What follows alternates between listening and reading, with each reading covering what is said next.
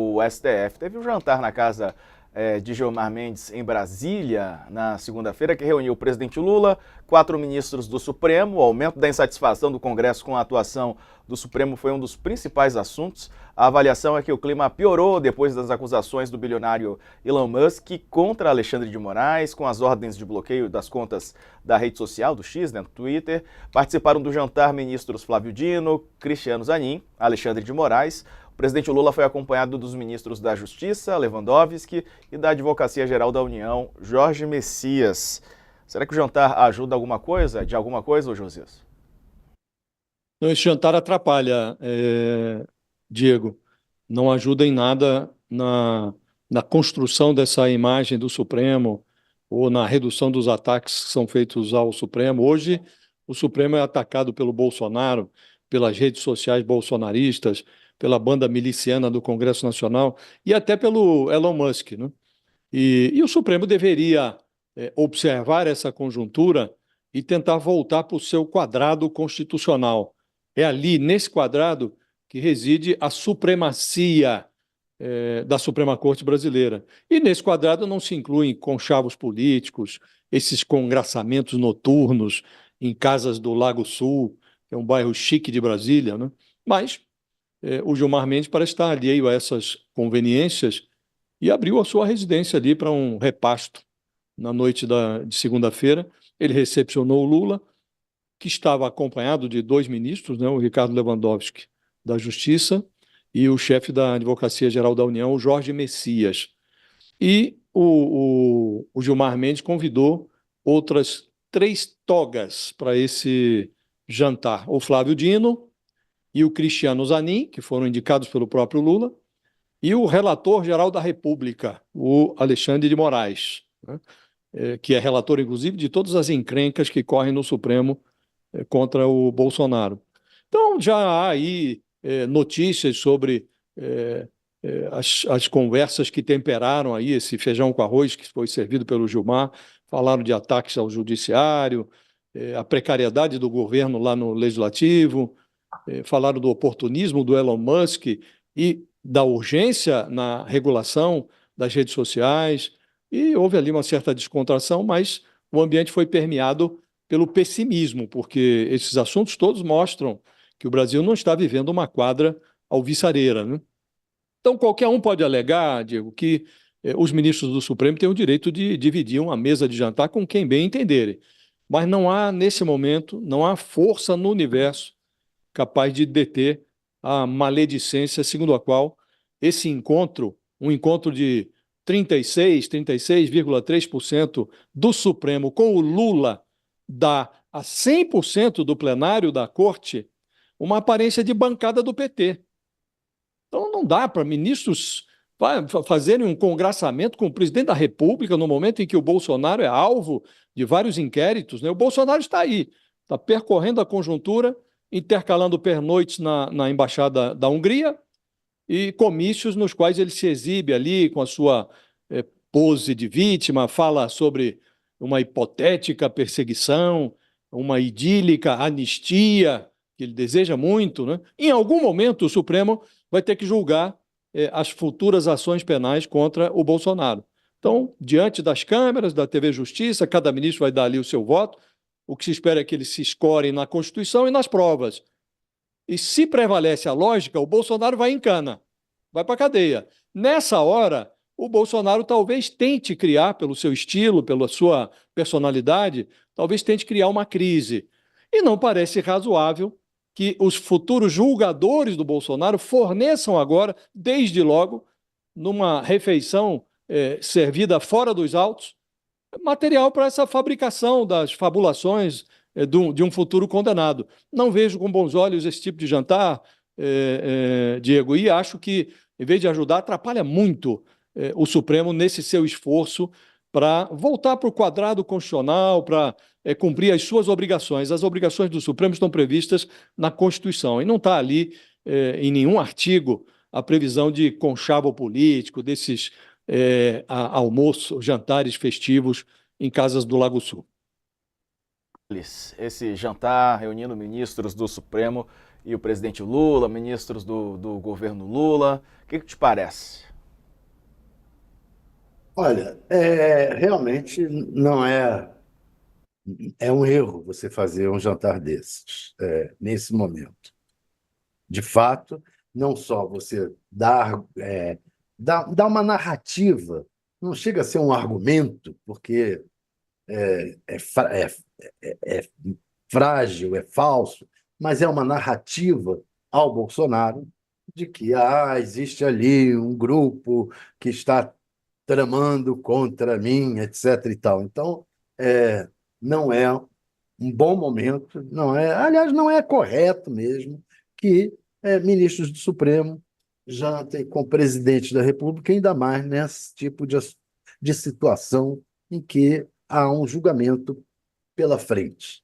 Outra questão é que também você coloca os outros ministros que não participaram do jantar como excluídos. Então, você tem ali o Flávio Dino, que era ministro do Lula, o Cristiano Zanin, que foi advogado do Lula, e o Alexandre de Moraes, que é um ministro hoje decisivo, está julgando todos os casos do Bolsonaro, está relatando todos os casos em que envolvem o Bolsonaro, que envolvem a oposição, e aí não é correto. Aí você deixa a Rosa Weber de fora, deixa outras, a Carmen Lúcia de fora, deixa a Rosa Weber já saiu, mas deixa a Carmen Lúcia de fora, deixa o Fux de fora. Quer dizer, você está deixando os outros de fora, inclusive os ministros bolsonaristas, que a gente sabe quem são, que é o André Mendonça, que é o Nunes Marques, mas você deixa eles de fora, você aponta a, contra eles a seta. Não é correto. Agora, todo erro tem uma motivação. Qual é a motivação desse erro? A motivação é que os ministros do Supremo estão se sentindo acuados, estão se sentindo a genir dos poderes, estão apanhando, especialmente do Congresso, e querem ver se tem algum tipo de apoio do outro poder, que é o Poder Executivo.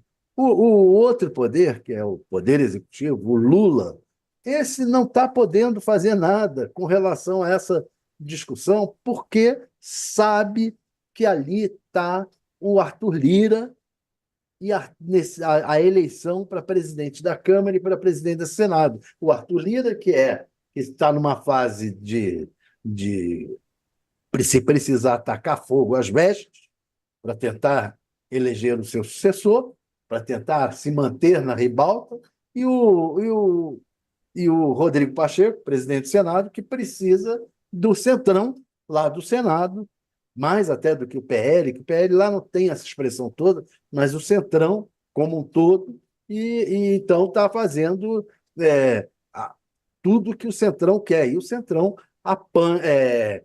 teme muito os ministros do Supremo, porque são senadores envolvidos em vários problemas, né? Inclusive o Sérgio Moro, né? Está envolvido, que cedo ou tarde pode parar nas mãos dos ministros do Supremo. Então é isso. Não é correto, é um erro e tem uma motivação, que é o cerco que os ministros, que o Supremo está recebendo dos parlamentares da Câmara e do Senado. Pois é, daqui a pouco a gente vai falar sobre o Sérgio Moro. Ele acabou de fazer um tweet, uma pequena confusão com o deputado Zeca Dirceu. Daqui a pouco eu mostro. Ronilson, antes de ouvir sobre esse momento, né, que a gente está acompanhando de problema institucional, problema entre os poderes e esse jantar que ocorreu essa semana em Brasília. Quem sou eu para ensinar articulação política para Lula, né? Mas eu acho que o Lula foi mais sagaz nesse aspecto. No meio de todo esse imbróglio, todo esse embate, configura muito uma ideia de uma proximidade extremada e configura muito uma ideia de motim, né? De uma espécie de plano, né? STF executivo com relação ao Congresso e com relação, claro, ao campo bolsonarista do parlamento inclusive, a despeito dos ministros indicados pelo Bolsonaro.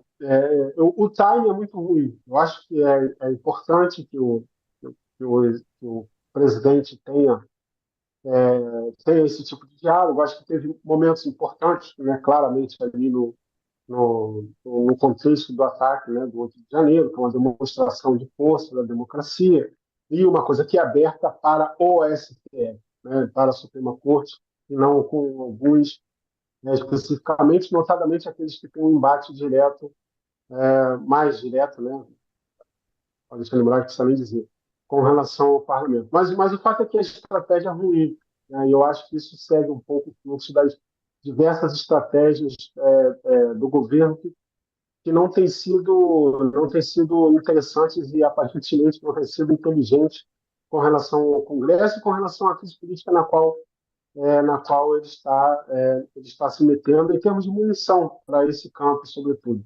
Acho que ainda tem uma leitura de uma, de uma articulação política, de um embate político que se dava muito num contexto que já passou há mais de 10 anos atrás. A gente não tem mais esse contexto de embate político ali com alguma cordialidade, não é mais um congresso sob a presidência de Antônio Carlos Magalhães, não é, sabe?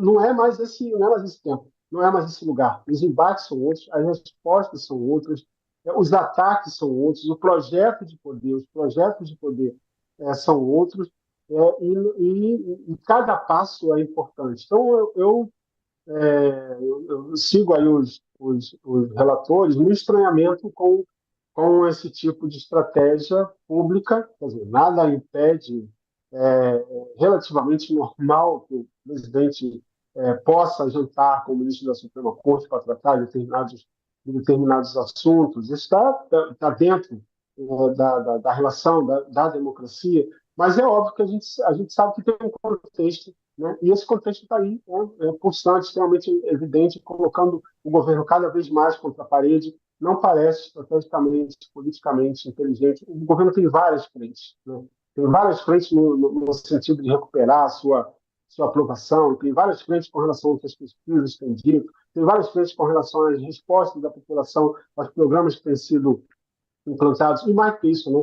Dar visibilidade para esses programas como algo que mostra que o país está avançando em determinada medida. Não parece inteligente ficar, como disse o Josias, municiando, né, a oposição e as respostas em termos de ataque, sobretudo do campo bolsonarista, mas não só, com gestos que o recado é claramente compreendido como um enfrentamento.